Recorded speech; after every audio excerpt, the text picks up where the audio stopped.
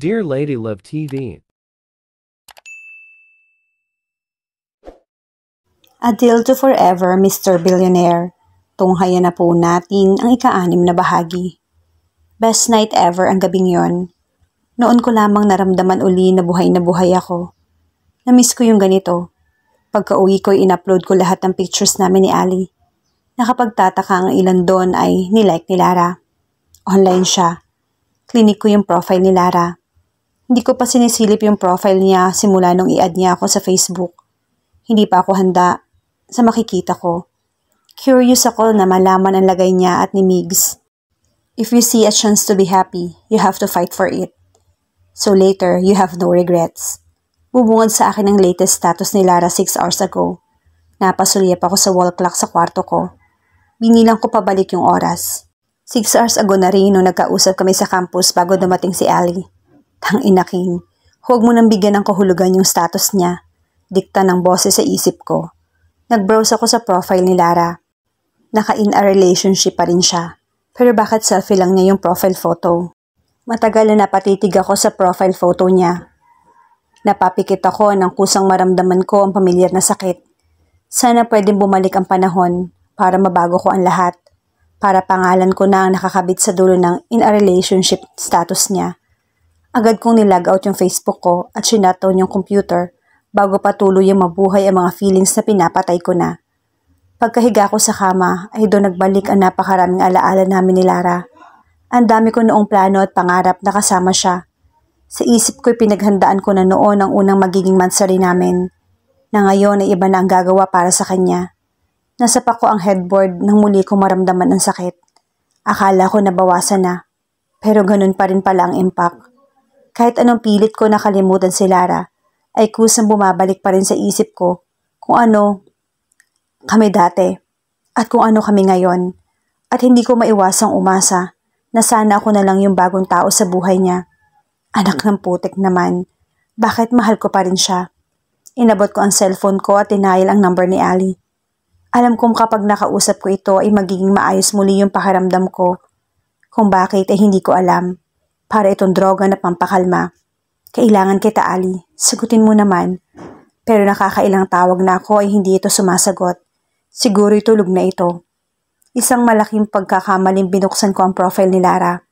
Dahil ang naramdaman ko ay kung anong may pagkakataong mabawi ko siya ay gagawin ko. Ba't ang tahimik mo naman? Siniko ako ni Ali sa tabi ko. Bit-bit niya ang pink na teddy bear na napalalunan ko sa shooting game sa college fair. Ang isang kamay niya ay may hawak na hotdog on stick na nangangalahati niya na. Tinitigan ko si Ali habang naglalakad kami at nilibot ang fair. Gusto ko na siyang yayaing umalis. Pero nakapangako ako kahapon sa kanya at ayokong sirain ang kasiyahan niya na kitang-kita ko. Si Lara ang huling kasama ko sa katulad ng ganitong event sa campus. Nagbalik sa alaala ko ang lahat. Uy, siniko niya ako uli.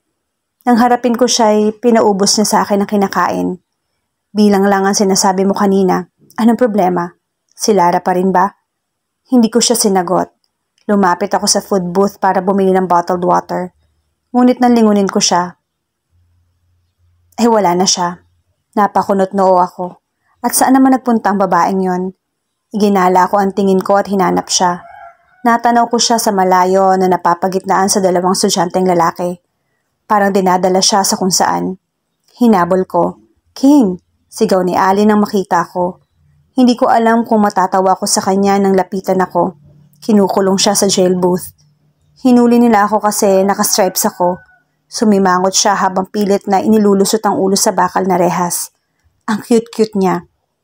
3 silang nakastripes sa loob ng jail booth. Bail me out please. Magkano raw? 50 pesos. Sagot ng estudyanteng nagbabantay. Putya naman. Nung intrams 10 pesos lang ang lagay. Napahimas ako sa batok. Pagkatapos dumukot ng pera sa bulsa. Doon kay warden ka magbayad. May itinuro itong booth sa malayo. Pinuntahan ko yon. Sa isang mahabang table na may nakakabit na tarpaulin na may malaking pulang letrang jail booth ay inilapag ko sa ibabaw ang 50 pesos. Piyansa para sa kasama. Napipi ako at mabilis kong binawi ang sinabi ko. Para sa girlfriend ko, nakakulong, dugtong ko agad. Oh King, halata nagulat si Lara at doon lang nito marahil napansin ang presensya ko. Dahil sobrang abala nito, si Lara ang warden. Bigla ko tuloy naisip kung sadya kaya nitong pinahuli si Ali. Itinulak ko ang kamay, ang 50 pesos sa ibabaw ng mesa.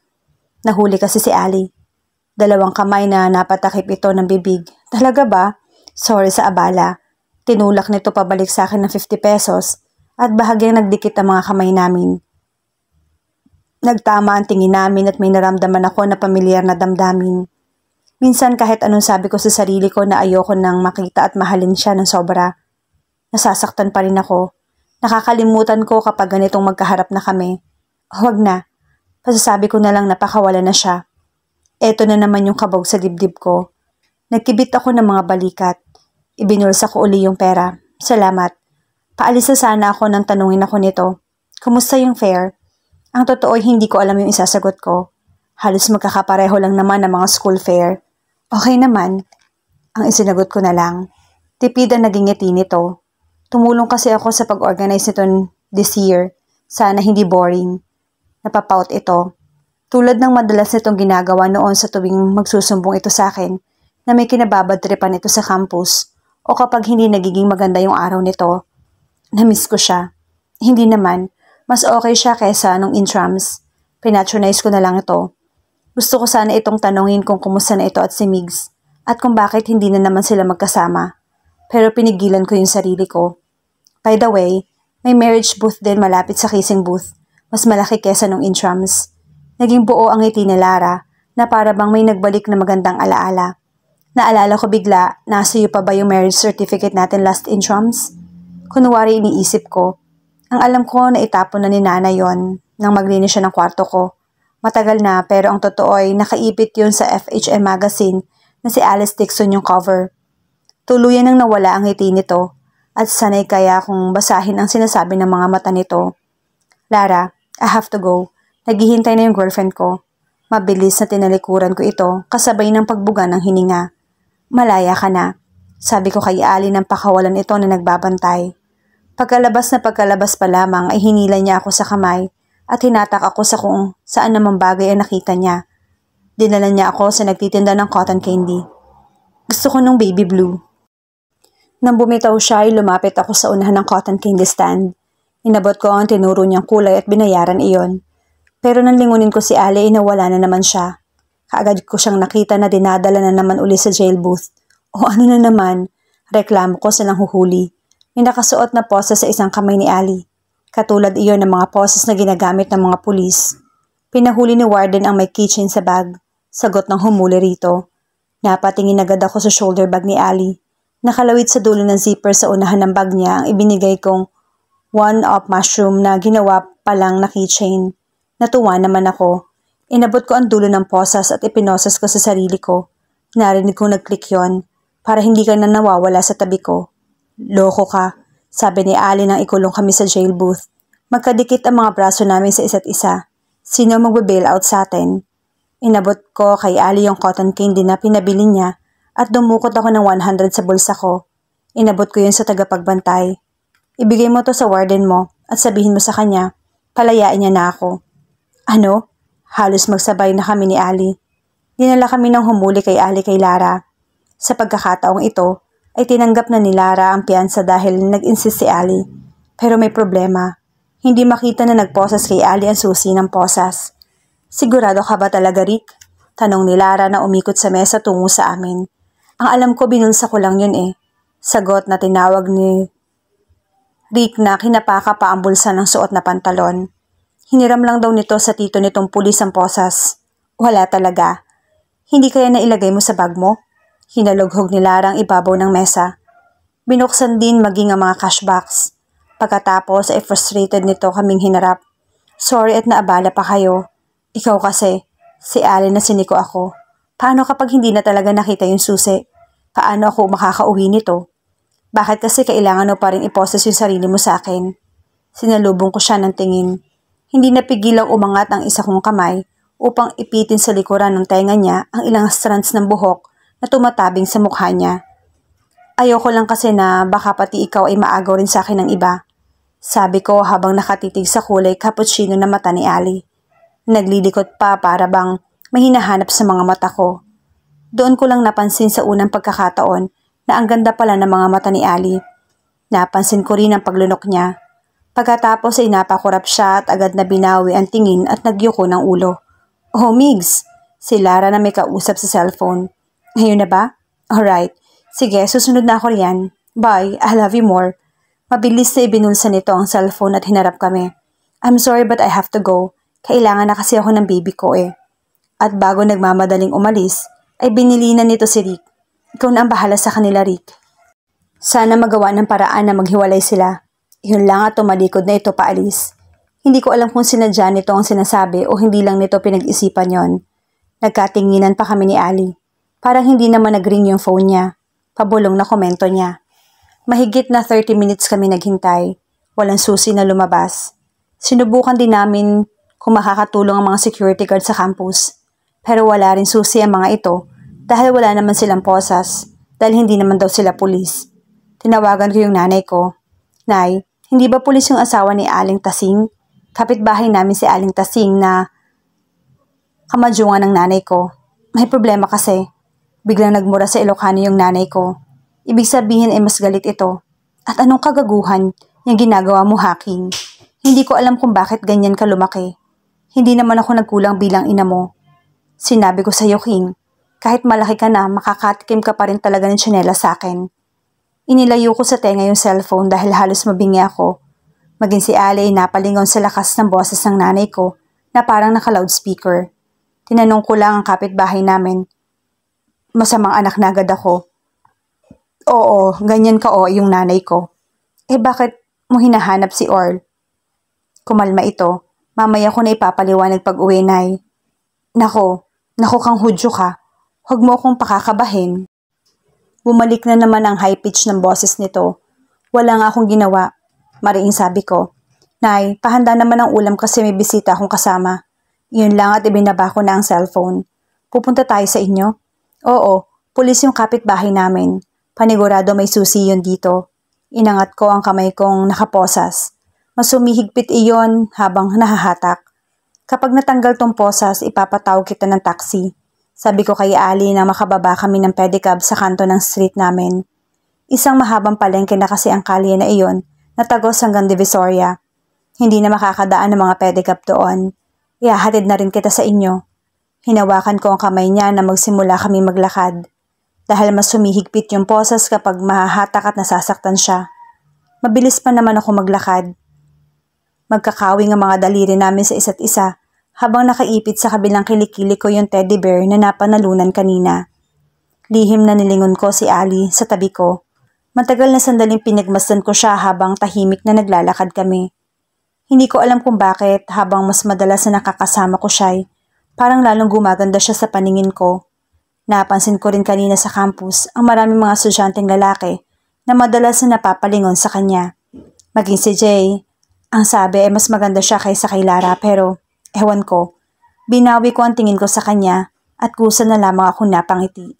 Namiss ko yung ganitong pakiramdam, yung may kasama kang ganitong oras, naglalakad habang may ka-holding hands. Bakit ka nakangiti riyan? Napalingon agad ako kay Ali na nakatingin pala sa akin. Wala lang, masaya lang ako. Sa wakas ay inaamin ko rin sa iyon sa sarili ko na masaya ako dahil kasama mo ako. Buong kampanteng sagot niya. Natawa ko bilang depensa. Pero totoo naman yung sinabi niya at hindi ko yun aaminin sa kanya. Masaya naman talaga ako kapag kasama ko si Ali.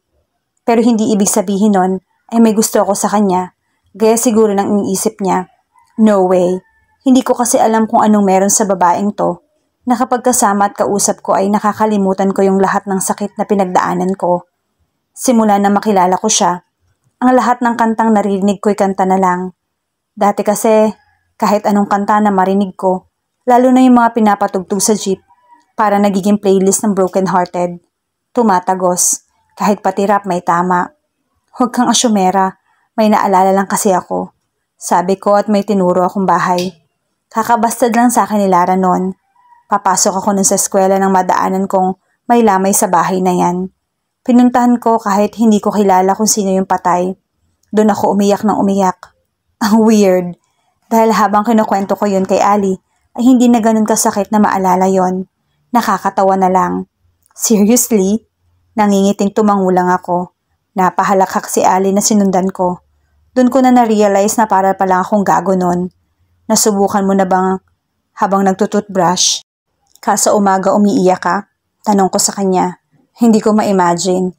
Mga 1 linggo na ganun ako bago pumasok. Pero sa'yo ko lang sinabi to. Kahit mga tropa ko ay hindi ko kinukwentuhan.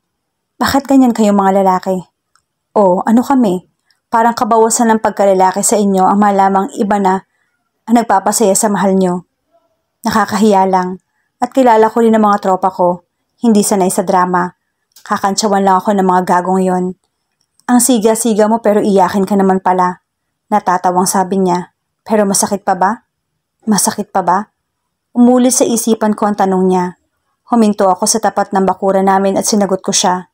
Doon ko na-realize na medyo hindi na ganun kasakit. Ninitian ako ni Ali. Well then, that's good. Hintayin mo lang at mauubos din yan. Sandaling napatingin ako sa kanya. Siguro na pagdaanan na rin ni Ali ang lahat ng to. Gusto ko sanang ungkatin. Pero gaya nga ng sinabi niya, there's nothing to share because it's all in the past now. Nandito na tayo. Itinulak ko ang bakal na gate namin at nagtuloy sa loob ng bakuran. Naabutan ko sa bahay si nanay na nakaupo sa tapat na makinang na pananahin nito. Napahinto ito sa ginagawa at nilingon ako nang bumukas ang screen door sa salas. Tumayo ito na ang tingin ay nakatuto kay Ali.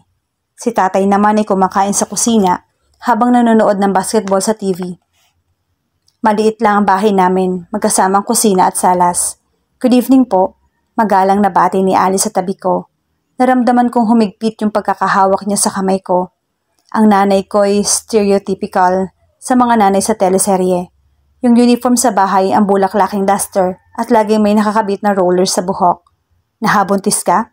Sa lubong ng nanay kong eksaherada matapos nitong pasadahan ng tingin si Ali.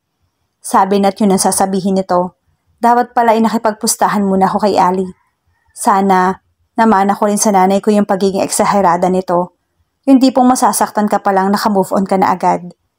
Nakita ko ang pagkabigla ni Ali sa referral ko. Hindi po, mabilis na sagot niya. Iniangat ko ang pagkakahawak pa rin namin ng mga kamay na nakaposas. Bahagyan lumuwag ang pagkakahawak ni Ali. Ito yung dahilan kung bakit tinatanong ko yung asawa ni Aling Tasing. Baka may susi siya rito. Doon pa lang saka kumalma ang nanay ko. Mahabang paghinga ang pinakawalan nito. Ano ba yung nangyari dyan? Si tatay na nakasunod ng tingin sa amin. Itinuloy ko sa sofa si Ali. Hinagis ko ron ang teddy bear niya. May fair kasi kami kanina sa campus. Nawala yung susi sa posas nung humuli sa amin sa jail booth. O siya, sandali. Bibisitahin ko si Tasing kung nandyan na si Orly. Nagpapabili ako sa tatay mo ng ulam. Gaya ng bilin mo. Kaya kumain muna kayo. Nang lumabas si nanay ay nilingon ko si Ali. Okay ka lang? Ganyan lang talaga yung nanay ko. Mukhang masungit at parang nakalunok ng megaphone. Pero hindi ko ipagpapalit sa ibang nanay yan. Saka pasensya ka na sa bahay namin kung maliit lang. Tinapik ako sa binti ni Ali. Huwag mo akong intindihin. Okay lang ako. Kumain na muna tayo at ipinakilala kita sa tatay ko. Tumayo ako at dinala si Ali sa mesa sa kusina. May nakahain doon na sinigang na baboy. Pinili ni tatay ang paborito kong ulam. Tay, si Ali nga pala. Pagpapakilala ko sa kanya nang humila ako ng silya. Good evening.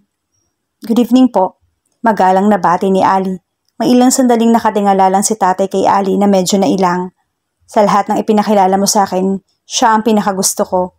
Yan din ang sinabi ko kay Lara. At yan din ang sinabi mo sa dating mga naging syota ko pa. Iginiya ko po upo si Ali sa tabi ko. Natameme yung tatay ko. Wala na isagot. Napakindat na lang kay Ali.